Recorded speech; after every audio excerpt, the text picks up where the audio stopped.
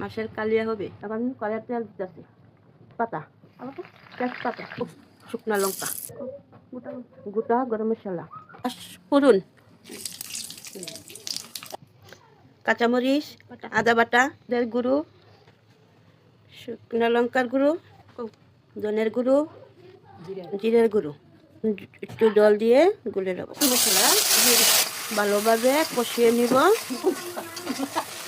এখন টমেটো কষিয়ে দিলাম, নেড়ে চেড়ে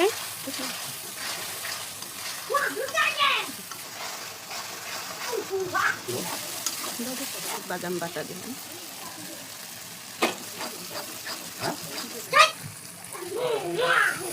দিলাম নেড়ে চেড়ে।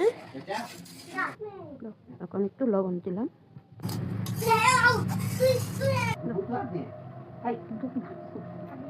এখন মাছ ছেড়ে দিলাম।